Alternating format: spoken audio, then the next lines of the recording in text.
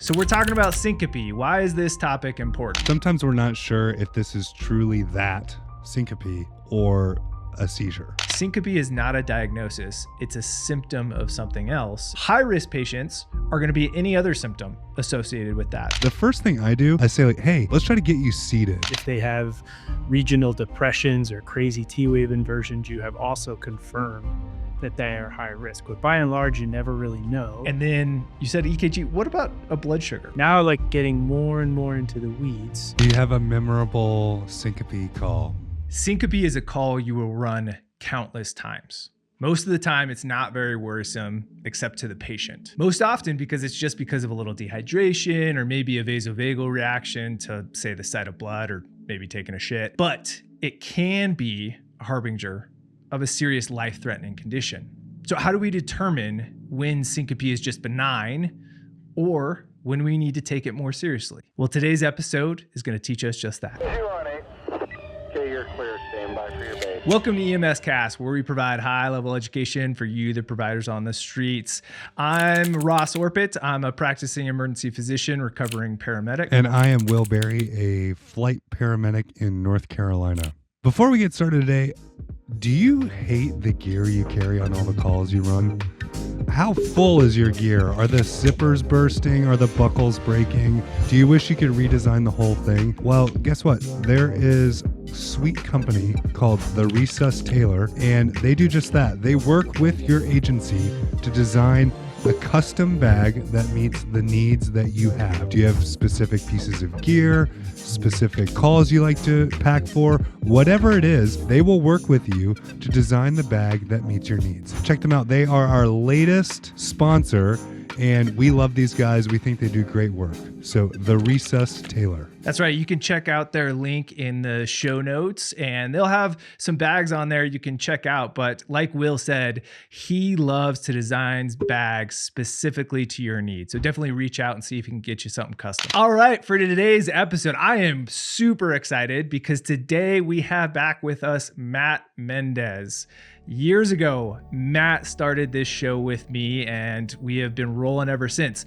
Matt has moved on to new adventures, and but I know that our listeners have missed him. In fact, I heard from a listener who reached out and said, hey, whatever happened to Matt? So Matt, what did happen to you? What have you been up to? Awesome to be back. I took on quite a few roles in resident education back here in Denver, but I am excited to be back on EMS Cast and talk about syncope today. Well, thanks for coming back. In addition to being a founding member of EMS Cast and a former paramedic himself, he, like you said, is a faculty member at the University of Colorado and currently leads the didactics for the Denver Health Residency in Emergency Medicine.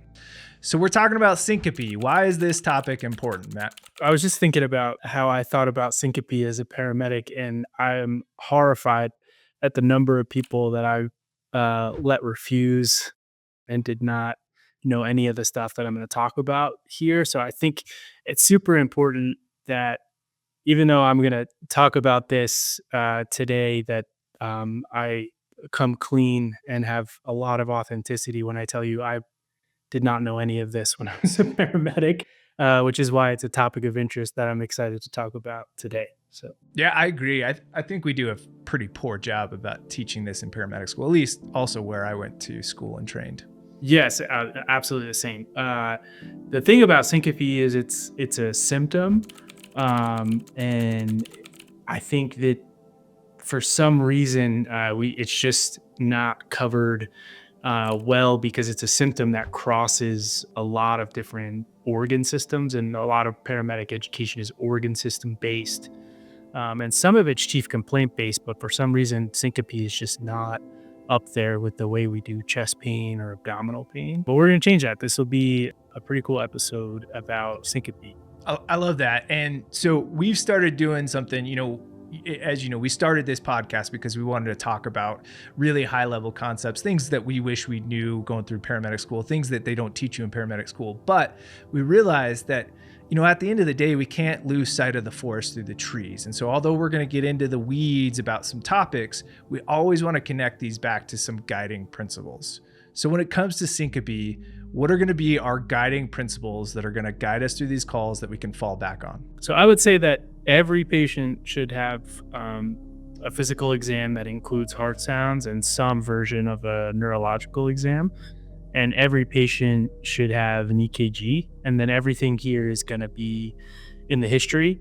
And if you're going to refuse a patient who had syncope and either let them go POV or let them maybe not ever be evaluated, I think that should change how you counsel the patient on the risks of that, as well as how you document in your run sheet or however you document. But by and large, it is a symptom, and just like chest pain, it has a lot of reasons to be a high-risk symptom.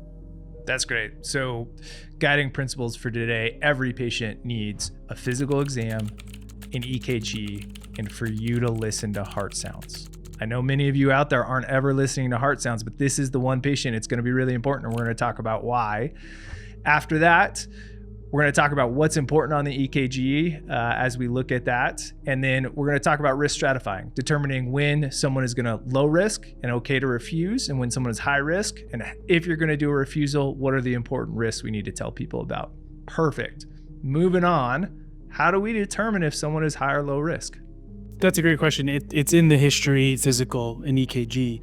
But to give you a parallel from the kind of the symptom-based thinking, if you see a patient with chest pain, you kind of default think of that as high risk, and then you do an EKG, and if it's a STEMI, you have confirmed that they are in fact high risk. If they have regional depressions or crazy T-wave inversions, you have also confirmed that they are high risk. But by and large, you never really know.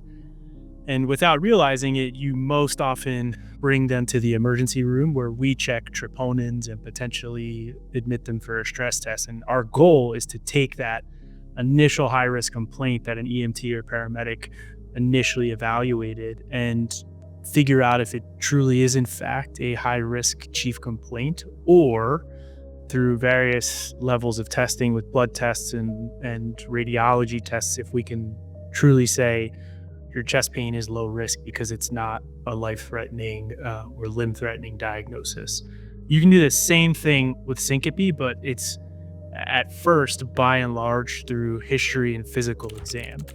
So the highest risk people are people that we categorize as syncope plus. So they have syncope plus another symptom or syncope plus another chief complaint.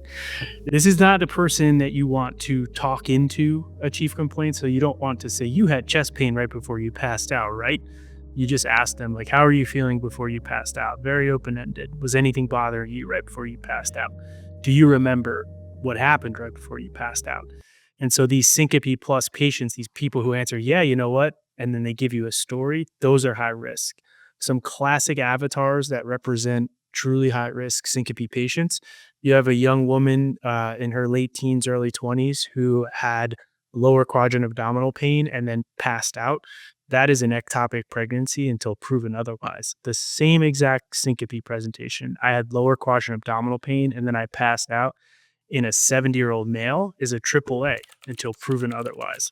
Some other syncope plus avatars that I think are really good to know about is I had the worst headache of my life and then I passed out. That is a subarachnoid hemorrhage or an intracranial hemorrhage of some sort until proven otherwise. I think you can get the point here is that these syncope plus patients, they need a test that really is only available in most emergency departments before they can be taken from that high risk complaint to a low risk complaint.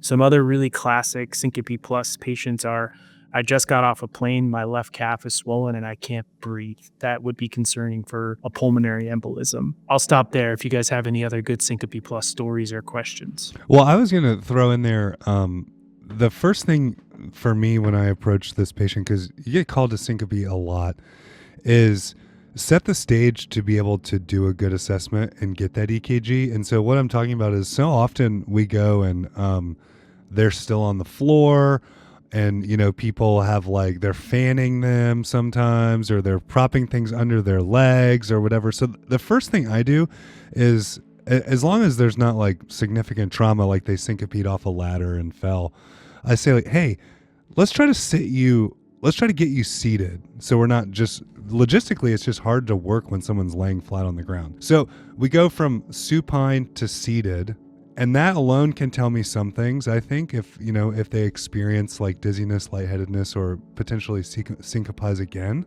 And then from there, I say, hey, whenever you pass out, it can be very concerning. There's a lot of things that can cause it. Some of them are not dangerous. Some of them are very dangerous. I want to do a good assessment and tell you what I find. Do you mind if we go fill in the blank over in that private room, out to the ambulance, or over in the corner? And so once they say, yeah, that would be great, because usually now there's always people looking at them. The paramedics are there. EMS has arrived. Hey, let me help you to standing. So then we go from seated to standing. I learn a little more, right? If they get orthostatic with that. And then we go to the stretcher, we go to a chair, we go to whatever. Now we can do all of this good assessment, this good history taking, do an EKG in private. We don't always get this luxury, but this is like kind of my standard approach for these calls. And even one time I was in a really crowded sporting venue, and the female patient like syncopated in the crowd because the tickets, like getting her ticket was so tight. And I had this same conversation like, hey, can we get you off these bricks? We put her in a wheelchair and we took her to a private room, and then we did everything there. So like, let's set the stage to be able to do this work you're going to talk to us about really well and kind of like do it the right way. I think that's really good advice. And I think that applies to a lot more than just your syncope patient, right? Well, Matt, I've heard you say now a couple of times, and maybe we should back up and tease this out a little bit, that syncope is not a diagnosis. It's a symptom of something else. And our job is to try to figure out if something else more concerning could be going on. What's the pathophysiology of like the common pathway that leads to syncope? And can you tease out a little more about it being a symptom and not a diagnosis? The final common pathway of syncope is your brain is not getting enough oxygen. So it shuts off so that you lay down to do that kind of legs up position to get more blood flow to the brain. That is like the evolutionary basis and final common pathway why we think we evolved to syncope whenever this is happening. So you think about the PE patient. They have crazy amounts of right heart strain and loss of preload because of a massive PE. That means the brain's not getting enough oxygen. So the body says, let's try to lay down and increase our preload. And so now you can think of all those other ones, the ruptured ectopic, the AAA, where that would also make you pass out. The other way that we think about syncope, and we probably overdiagnose this version of syncope, which is vasovagal syncope, which brings us to our low risk syncope. So before we said syncope plus is always high risk. Vasovagal syncope is, if you're 100% sure that's what it is by and large very low risk. And that is when you get very hot, very flushed, very warm, maybe nauseous, and you get that kind of tunnel vision and ringing in your ears, and you remember that was happening, and then you either almost pass out or you do in fact fully pass out. And you should think of both of those as the same thing, especially in old people. Almost passing out represent the same pathology, and the fact that it happened or didn't happen all the way doesn't really change what you do or how you think about it. That is, usually just due to kind of a situation where the body is overwhelmed in some respect and is similarly trying to take matters into its own hands in terms of getting you out of that situation. So you think of the person who, the call to the blood bank or the blood donation trailer. We've all been on this call. Person gets their donated blood drawn, they pull the needle out, and then they pass out. And that's not from hypotension because they're in hemorrhagic shock. That is from vasovagal syncope because they had a needle in their arm for quite a few minutes.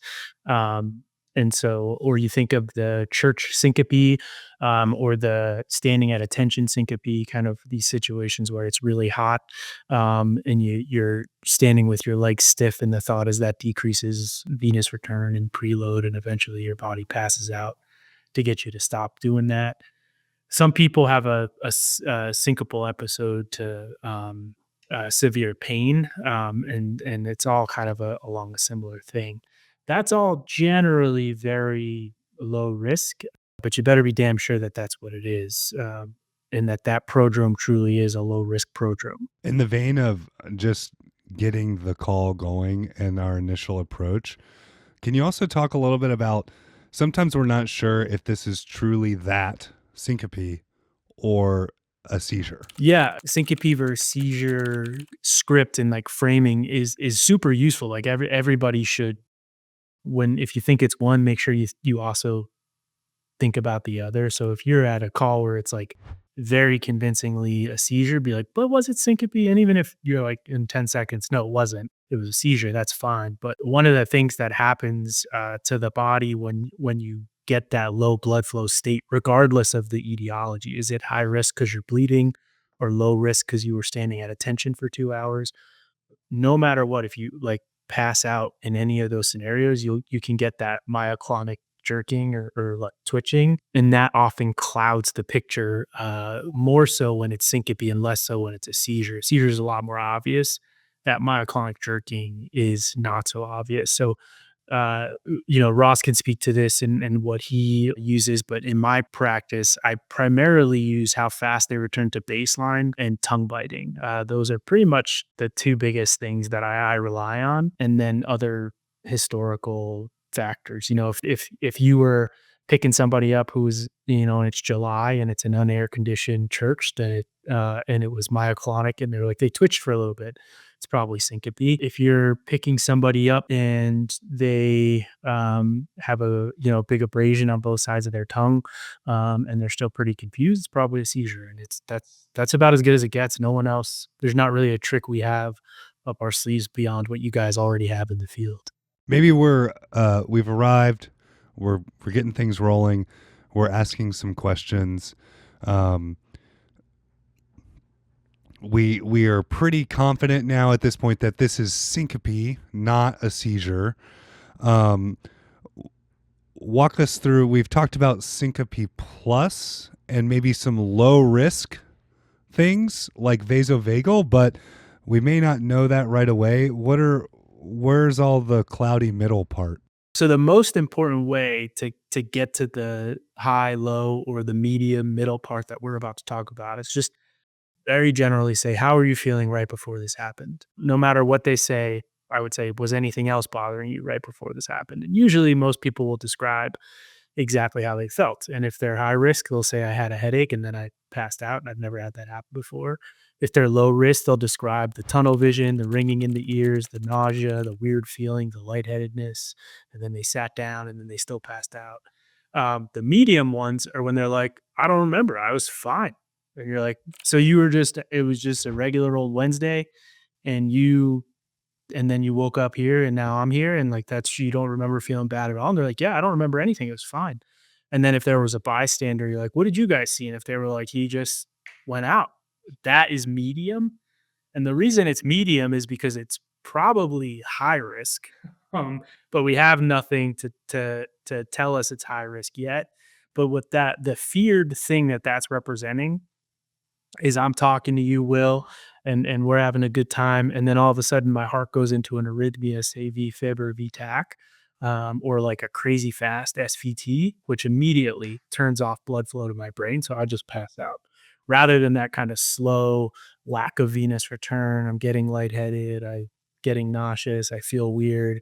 It was just my left ventricle literally stopped pumping blood to my brain. So my brain was like, turn off. And so there is no prodrome. So that's what we often call non-prodromal syncope, or syncope without a prodrome. And I call that medium risk, and because it represents that the reason this might have happened is an arrhythmia. And this is where syncope gets really fun. If you think about it, syncope plus is really easy. You just essentially CAT scan the thing that is the plus. And syncope that's low risk is really easy because it's low risk and it's very common among the human species. The medium is like where we make our money and where it's fun. From a paramedic perspective, high risk is, okay, there's syncope. We're going to do some stuff for that. But also you have this component that's very high risk where you have to be evaluated in the emergency department. Low risk and this gray medium area, we need to do more things. So like what what are we looking for? What can we do to sort of start us?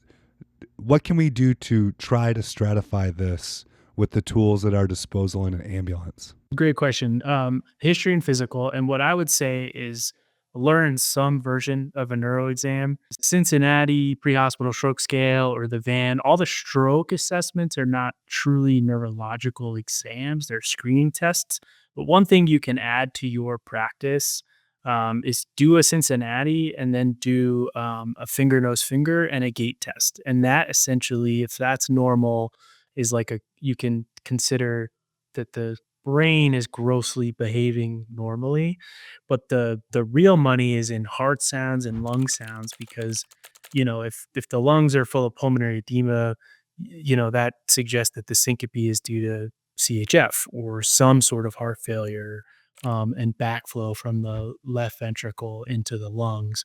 But more importantly, if there's a murmur, that suggests that the reason they passed out is that they have a valve that's not working, which is why you're hearing a murmur, or they have one of these pathologies we'll talk about in a second, such as hypertrophic cardiomyopathy or HOCM, that causes like a physical murmur because part of the heart is enlarged and changes the way blood flows out of it. That immediately would make them honestly high risk until they're seen by a cardiologist.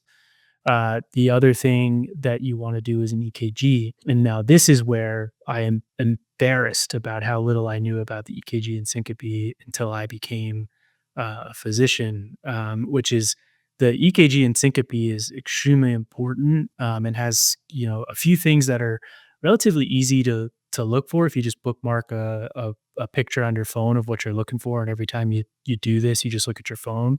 That's what I do in the emergency room. I don't memorize this, or I've done it enough now that I kind of do, but like that's pretty much what I've done for the last 8 years. And you're looking for things on an EKG that would suggest this person has a heart abnormality that makes them prone to arrhythmias, which is entirely different than looking for a STEMI or ischemia. Because other than like that classic inferior STEMI with a complete heart block, STEMI and ischemia is not really going to cause a kind of sudden syncope. They should be chest pain or some other anginal equivalent for a long time or a short time prior to the syncope. Before we dive into the other parts of the EKG, I just want to summarize. So for the physical exam, most important things are do a real neurologic exam to make sure that the brain is working appropriately. After that, we're going to listen to heart sounds because we want to know if there's a murmur. If there's a murmur, that's concerning, and we'll definitely need further workup if it's not known to them. And then you said EKG. What about a blood sugar? That's a great point. And I continue to still forget to do finger stick glucoses, I guess. I think we both come from systems where we had a lot of leeway from leadership and medical control that if they were talking to you and acting and behaving normally, it was reasonable to assume they had a good glucose. But I also think if you did a glucose on every single syncope patient, you would be doing a lot of good. And if 1 out of 100 of them had a glucose of 49, even though they were normal, that's worth catching. There's not a lot of risk and a lot of benefit to making it a part of your practice to check a glucose every time. However, when you pass out because of low blood sugar, you should not get better quickly. You should be an altered mental status patient and not a syncope patient. And so I would be hesitant to, if you had a syncope patient who returned to baseline and was talking to you and sitting up and you check their blood sugar and it's 61 and you're like, oh, this is hypoglycemia. Dumb. I don't think that that's a good idea. Yeah, I agree with you. I, similarly came from an EMS system where we tried to think our way out of a lot of finger stick glucoses, but they're so easy, they're so quick, and I would just do it on the patient. But to your point, even in the emergency department, we classically teach, the classic diagnosis of syncope is a rapid return to baseline. And if somebody's syncope because their sugar was low, they're not correcting that on their own. They're not returning rapidly to baseline. Same thing for, we talk about, hyponatremia as a cause of altered mental status. It's not going to cause syncope because you're not going to have a rapid return to baseline if your sodium is truly that low to cause you to pass out. Well said. All right. So Let's dive into that EKG then. You mentioned we don't do a good job talking about like what is actually important. It's not MI. Maybe, we're always going to look for an MI on an EKG, and sure, an inferior MI may cause a complete heart block and syncope. But if MI is not the important thing we're looking for, what are the important things we're looking for? Yeah, I think most paramedics looking at an EKG, honestly, it's easy to see a STEMI. It slaps you in the face at this point. And so if you see that, great. It's probably part of what's going on. But most of the time, you almost never will see a STEMI with syncope where it's otherwise not obvious because they didn't have anginal symptoms beforehand. So what you're looking for are by and large arrhythmias or electrical patterns that suggest that the patient's going to have or just had an arrhythmia. So the easiest one, I think the one that we're the least likely to miss, is an AV heart block. So you get on scene, you have your syncope patient, they return to baseline, you do your EKG, and they're in a second degree type 2 heart block. Okay, that's causing the syncope until proven otherwise. And even if it's not causing the syncope, I guarantee you most cardiologists will put a pacemaker in that patient within 24 to 48 hours with that story. So I would say bradycardic or AV blocks, other than your athlete who has sinus bradycardia at 55, but like a true AV block or sinus pause, those are things on either your 12 lead ECG or your 3 lead that you keep on continuously while you're transporting them, or at the very least while you're on scene. That's where you're going to see that.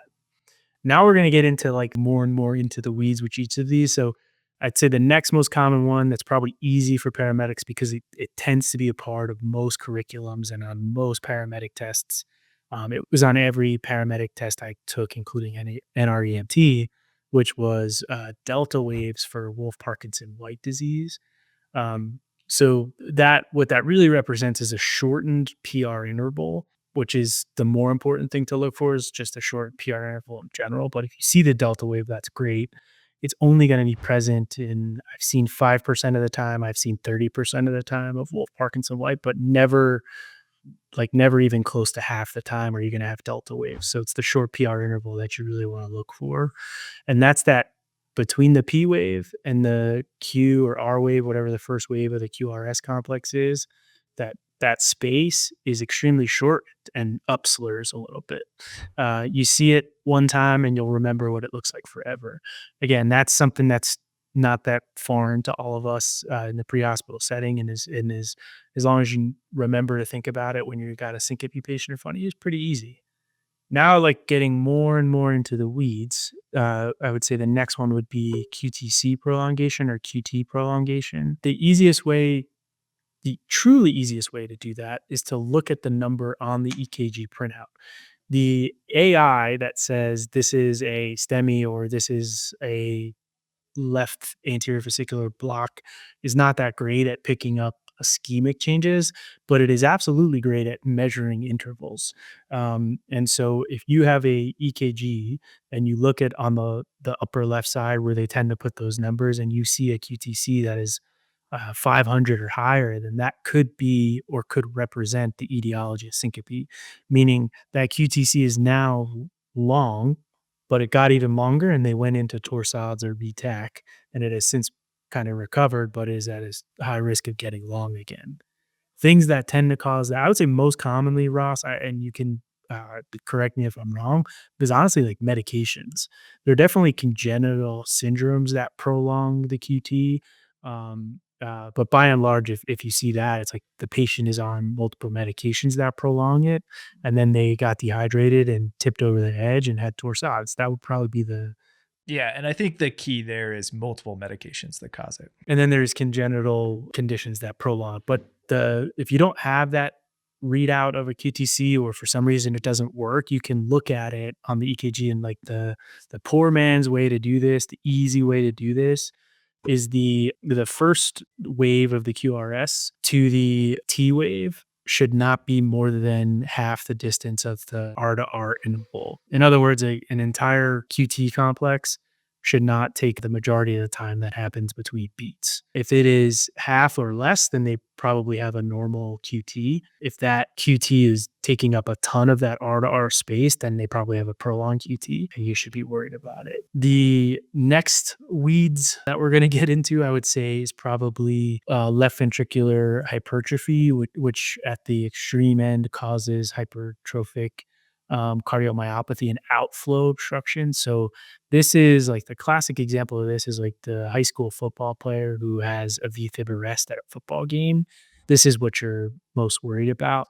And so for some congenital reason, their left ventricle grew extra muscle tissue and thickened in the left ventricle to such a degree that when the heart tries to pump, that thickened spot prevents blood flow from getting out. And then they have a VFib arrest as a result of how thick that wall is and the lack of blood flow.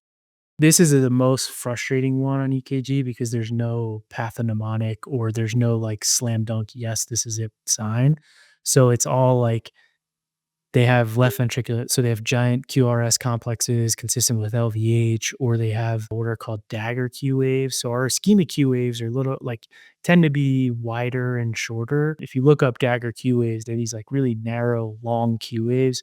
If you see those, that's concerning as a potential hint that they have left ventricular outflow obstruction from hypertrophic cardiomyopathy. The other one you look for is kind of crazy T wave inversions and a lot of different leads. This is the most frustrating one, but it is relatively common, and we as pre-hospital providers are pretty good at seeing left ventricular hypertrophy.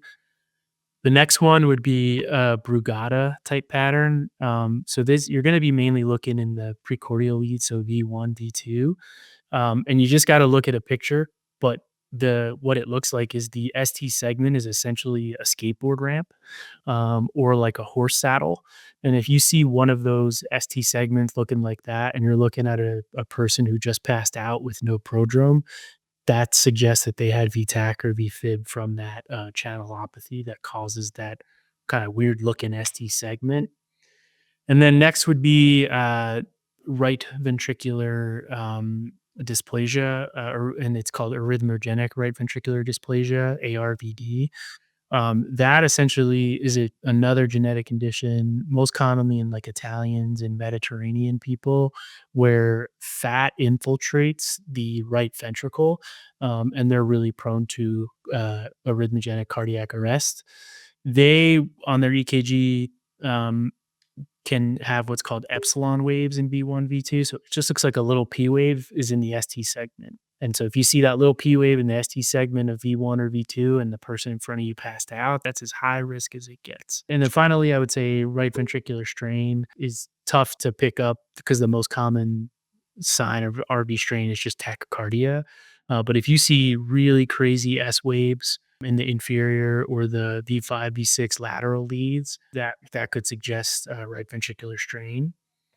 And then my favorite, the one that I have had no clue about until way later in my career that I should, is a bifascicular block. So this is somebody who has a right bundle branch block plus a left anterior fascicular block, or a right bundle branch block plus the left posterior fascicular block. They essentially only have one fascicle left communicating with their ventricle, and they have an annual risk of converting to a complete heart block of something like 17%. So if you have non-prodromal syncope and somebody has a bifascicular block and they've never been told they have a bifascicular block before, the safest bet is to assume they briefly went into a complete heart block, and they need to go to the hospital and see a cardiologist about a pacemaker. I want to pause you there for 1 sec because this became more apparent to me when I got into critical care transports, like taking people to go get pacemakers and stuff. But I think in paramedic school, especially when we're learning rhythm interpretation, we learn like, okay, 3rd-degree heart block, boom, done, there it is. But as many patients are developing this, it's like they can be in and out of it as some of that tissue is dying or becoming ischemic or whatever. And so, yeah, they may not be in it right here in front of you right now, but that doesn't mean they weren't in it 5 minutes ago and they won't go into it again in 30 minutes or whatever. Is that correct? Absolutely. Yeah. And that is 100% correct. And also was foreign to me until I took care of patients on the other side at the hospital and frankly saw a lot of case reviews and quality assurance reviews where people were discharged with some of these signs and then they came back in a complete heart block that had now been sustained. That's how I learned it. I did not learn this on the front end, which is why I think this is such an interesting topic. Yeah, and that foreshadows a little bit into talking about exactly, why this is important and what we're going to do for them in the emergency department or in the hospital. But before we get there, you talked about a lot there with regards to the EKG, and we're going to link examples of these in the show notes. So please go click that link and look at examples of each of these, because you kind of just have to see them to understand them. But I totally agree with you. Not having understood this prior to going to residency, when I was in residency, I had to look it up every time, remind myself what I was looking for every time, because a lot of these things are rare, see once in a lifetime type of diagnoses. And my trick was I had a dot phrase in our electronic medical record. Anytime I got an EKG and syncope, I would just enter that dot phrase, which had the thing I was looking for on the EKG for each of these. And then I would be able to go through it with myself until I finally learned it. And so I highly recommend developing your own cheat sheet so that every time you get an EKG and syncope, you can reference that cheat sheet and make sure you've checked off all of these boxes. A mnemonic that I've seen before that I kind of like is A, B, C, D, E, left, right, both. So A for AV block, which we talked about, we already know to look for. B for Brugada pattern. And this is something that I still need to look up. If I see something weird, like a right bundle branch block or, V1 through V4 just looks weird to me, I always look up Brugada pattern to see if it could fit any of those. Then C for corrected QT prolongation. D for delta waves, looking for WPW. E for epsilon waves, looking for that arrhythmogenic right ventricular dysplasia. And then left for left ventricular hypertrophy, especially in kids. R or right for RV strain. And then both for that bifascicular block like you were talking about. To get the historical record correct, I think you stole my dot phrase in residency. But then I think you then taught me about that mnemonic. I can neither confirm nor deny. Which I now use to teach. I think to teach this and to get somebody moving on their first couple years of practice, ABCD, left, right, both is really good. You can use this if you want, but the thing that works for me with anything like this is if there's like a good infographic on a website, which there is one of ABCDE, left, right, both. That I'm sure you guys will link to. You save that as a photo on your phone in a folder of your photo albums called medical stuff or EMS stuff. So I have one for syncope. I have one for other things that we do every day that is just not really fair to try to memorize and is much easier to offload on the technology. Yeah, I really like Evernote because you can just search, keyword search rather than having to scroll through and find the exact one. All right, before we get to the hospital side of what we're going to do, let me just summarize our low risk, medium risk, high risk patients. So low risk syncope, we're going to think about our classic syncope symptoms. So the patient should have had prodromal symptoms that fit with syncope, such as tunnel vision, vision going black, ringing in the ears, some nausea, some feeling hot and sweaty. Those are all normal syncope symptoms that neither increase or decrease our risk, or maybe do decrease our risk because it fits with syncope, especially in the right history. Our high risk patients are going to be any other symptom associated with that. And so syncope with chest pain, syncope with calf pain, syncope with headache, syncope with focal neurologic deficit. All of those are going to be concerning for something more serious going on. Our medium risk patients are going to be the ones who had no symptoms whatsoever, just passed out of the blue. And we're going to use our EKG to further risk stratify all of these patients, but especially that patient where we're looking for clues of possible arrhythmias like we talked about with our ABCDE left, right, both approach. Now, with every syncope patient, you're going to want to do a good physical exam to include a neurologic exam, heart sounds, BGL, and our EKG.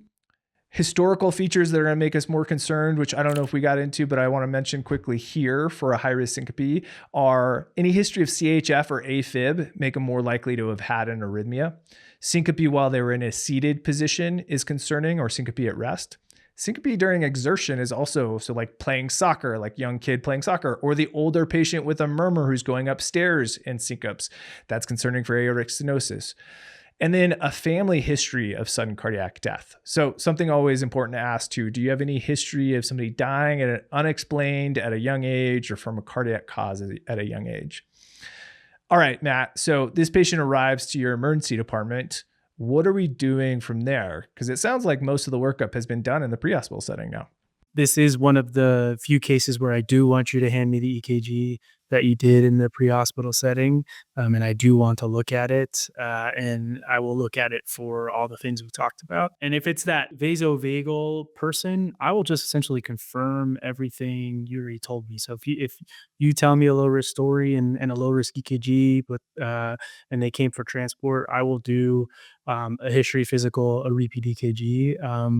And then occasionally, if it's a younger woman, get a potentially a pregnancy test or a complete blood count to look for anemia. By and large, if you're spot on, then we will do nothing and you'll be out of the emergency room probably within like 30 minutes. If you're that high risk person, that syncope plus person, like I said, there is a test that is very easy to order for everything that is syncope plus. So, the young woman with lower abdominal pain who's tachycardic and passed out after she developed lower abdominal pain, we're going to do an ultrasound to look for evidence of an ectopic pregnancy and a pregnancy test to confirm that she is or isn't pregnant.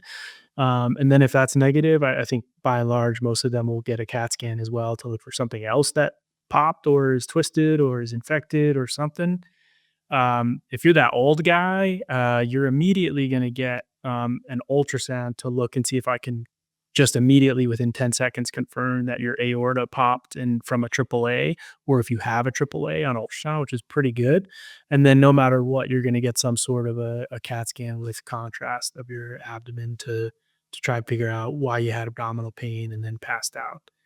That other avatar of the person who's got calf swelling and recently traveled and is getting dyspnea on exertion to the point where they're passing out, they're going to get a CAT scan to look for a PE and probably a point of care trying to look at their heart or fluid around the heart to see if pericardial tamponade is potentially the cause. The headache person is going to get a CAT scan of their head to look for subarachnoid hemorrhage or some other like hypertensive type bleed that could have happened. And then what's cool about all that is you either find the thing that you're looking for, that is the feared complication of syncope as a symptom causing that syncope plus presentation, or you don't find it and you very simply took them from high risk to low risk. All those people that we talked about still get an EKG in the emergency department, including the young woman with abdominal pain, because it's low risk and easy. But by and large, that's what we do. The medium ones are super challenging and interesting to work up. So they all get an EKG. And then based on the story, their age, their medical history, they get some period of observation. I think everybody probably hangs out for 2 hours on telemetry to see if they pop an arrhythmia while they wait for their blood work and their EKG to result and for their provider to be able to review everything and discharge them. If their EKG doesn't give us any clues and they're otherwise a pretty healthy person, they can go home. If their EKG doesn't give us any clues, but they have something else high risk about them, so say they had non-prodromal syncope while sitting in a chair eating dinner. So they're sitting down, there's nothing about the story that's orthostatic, and they had no prodrome and their brain just shut off for a couple seconds to a couple minutes. Those people will get at least 6 hours of telemetry in the emergency department, up to 24 hours through an admission to a hospital, and to a varying degree, they'll get an echocardiogram to look for evidence of those structural heart diseases Ross summarized really nicely before, such as a valve problem, a stenosis problem, or an enlarged left ventricle. And then the people who are really high risk who had non-prodromal syncope, but their EKG doesn't show anything that makes us convinced it was a cardiac etiology. Those people tend to get admitted. They tend to get echoes. So these are people with CHF. These are people over 65. These are people with abnormal vital signs, or if you send like a troponin and it's slightly elevated, they tend to get admitted. But the other pathway that people can go down, and this is where it's fun, is when you do the EKG and you find one of those findings. So those people, you're on the phone with a cardiologist and you're talking to a cardiologist about how to manage them. So the question that we're asking the cardiologists on, say, a Brugada type pattern is, do you want to put an internal defibrillator in this patient tonight, tomorrow, or in 2 weeks? And then you help facilitate that. If they have that those epsilon waves for arrhythmogenic right ventricular dysplasia, you're on the phone with a cardiologist asking if they want to do a cardiac MRI, put in a defibrillator, or both. If you have that AV block or that bifascicular block, you're on the phone with a cardiologist saying, "Hey, when do you want to put this pacemaker in? Today, tomorrow, and 2 weeks from now?" And they'll guide our management a lot. And based on the risk profile, sometimes they get admitted for it to be done the next day. Sometimes they come back in 2 weeks with strict return precautions and get it done as an outpatient. And so those are kind of the varying degrees of what happens with those abnormal EKG findings. The QTC prolongation one, like I said, it's by and large usually due to medication. So we're doing like a pretty robust medication review and trying to figure out what tipped their QTC over the edge. And sometimes they need to be admitted for that.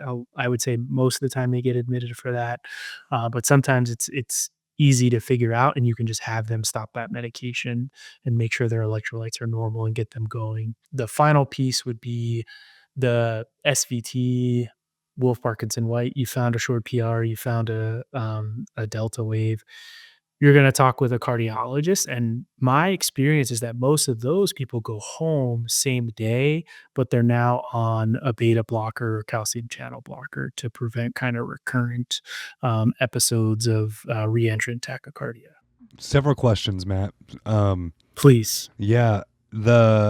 When in the emergency department will you say, okay, we can confirm this was vasovagal? The most conservative emergency room doctor will say never. I would say, but a lot of us who are reasonable would say the background information of the history, the same story you get supports it, and then the lack of other findings. So the lack of a syncope plus syndrome, the lack of an abnormal EKG, or other physical exam findings. That combination, it's my counseling to those people is like, this is probably just a vasovagal episode. And you're sure no one in your family has a history of sudden cardiac death. And you're sure you felt fine when you woke up this morning and right before all this happened.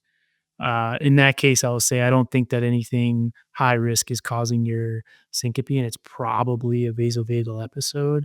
And then I'll discuss strict return precautions with them, which is just layman strict return precautions with these people is just putting all the syncope plus stuff into layman's terms. So Yeah. Well, I think it's important for EMS providers to hear that, like, dismissing something as vasovagal quickly in the process is cavalier and potentially really dangerous for the patient. yeah, it is. And the flip side though is if the patient tells you they've had a full syncope workup and were diagnosed with vasovagal syncope, or they have some benign like postural orthostatic tachycardia syndrome, which is colloquially called POTS, something along those lines. I think it's fair to go down that path. But yeah, if this is the first time they ever passed out or the first time they saw a medical provider for passing out, it is, I don't even feel comfortable calling it slam dunk vasovagal syncope. I'm like hedging and saying it's probably what it was.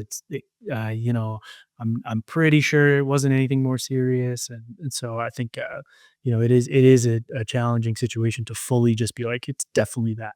Again, on the flip side of that, real quick, just, if we're worried about a cardiac arrhythmia or that medium risk type patient that we're talking about, even if the syncope was due to a cardiac arrhythmia and we admit that patient to the hospital for 24 hours of like telemetry trying to find that cardiac arrhythmia, we're going to find it less than, I don't remember the exact stat, but it's like less than 20% of the time, less than 10% of the time, we'll actually diagnose it in the next 24 hours. And oftentimes what they need is a Holter monitor or some sort of EKG monitoring for the next 2 weeks or longer. One other question regarding workup, but anecdotally, I've experienced EMS providers being dismissive of teenagers and vasovagal syncope, which I think is actually, you should have the opposite stance. You should be especially concerned because of some of the cardiomyopathy and some of the other etiologies of syncope. Can you talk a little bit about pediatric / teenage adolescent patients and their workup? Because the most common outcome of a young person who passes out is that it was benign, does not change the fact that the highest risk people for sudden death are young people. So two things can be true at once, right? Is the one case where we should probably change how we think about it is the young person who passes out during some sort of exertional activity. And we're like, oh, it's dehydration or heat. And like, I think it would be wise to have all of those people evaluated by a physician to mitigate that risk for you rather than you take on all that risk yourself. That doesn't mean you have to transport them, but I think that anybody who passes out at a football game is scary as hell. And anybody who passes out in gym class is scary as hell. It's really hard for kids to get dehydrated, especially adolescents. It's really hard for kids to have temperature extreme exposure intolerance. Like they're probably the best at tolerating the extremes of temperature in adolescence. So I think blaming it on that, while it certainly could be that, is just too high risk for a pre-hospital provider. And I don't even feel comfortable still to this day, truly like shutting the book on it being something more serious when I see a kid who passed out. Yeah, I think you have to reflect very honestly with yourself as a paramedic. Like, are you tempted to be dismissive because the only thing you really know how to look for on the EKG is a STEMI, and you're like, well, I know this 16-year-old probably isn't having a STEMI? Then you can overcome that by the things we've talked about, the references and the practice. Or is it, sometimes it's an awkward challenge to figure out how to do a 12 lead EKG on like a, someone of the opposite gender, and it's funny social circumstances, but you can do that by having multiple providers present or a school nurse there or whatever, a parent present. Just because we find ourselves in these somewhat difficult situations doesn't mean we cut corners. That should be kind of when we thrive. Yeah, as somebody who's got very frustrated with the things that are like the person who's like comes to the ED because somebody told them they should be checked out by a doctor. It is never syncope in a kid that frustrates me or is challenging. That is always like, yeah, of course, no problem. Let's get going. It is. I think every ER doctor would agree with that. Yeah. Yeah, I agree. And I think it's important. I really liked your point that you made that it can be both, right? The vast majority of syncopes that we see, we're not going to find an etiology for. We're not going to do much more than the things we talked about here. But you need to think about these high risk things, because the other things, the non-benign, the higher risk things they're all life threatening. They're all life-threatening things, which is why you got to think about it. So we're not saying you can't ever refuse any of these patients. If you have a patient with a classic story, classic prodromal symptoms, who's back to baseline and has nothing on their physical exam or EKG and wants to refuse, as long as you have that risk-benefit discussion with them, that patient can often refuse. But you have to think about these other life-threatening things because they can be scary. When it comes to chest pain, which is a high-risk symptom, just like syncope is, the vast majority of the time we don't find an etiology. But because of the 1970s, 80s, and 90s, and the era before troponin, which is kind of what EMS was built on in terms of cardiac care, we're really good at understanding the risk benefit and risk mitigation of chest pain. We just don't translate that to syncope, and I think we can, and I think we can be just as good at syncope as physicians are, the same way we are with chest pain. Perfectly said. All right, one more time. What's the most important thing you want pre-hospital providers to take away from this talk today? The most important thing I would say is that you will never know for certain what caused the syncope. So if it's syncope plus, it's high risk until proven otherwise. If it's non-prodromal syncope, it's cardiac until proven otherwise. Everybody gets a physical exam that includes heart sounds and maybe a little bit of an advanced neurological exam. Everybody gets an EKG, and now we're looking for those new EKG findings that we learned about today.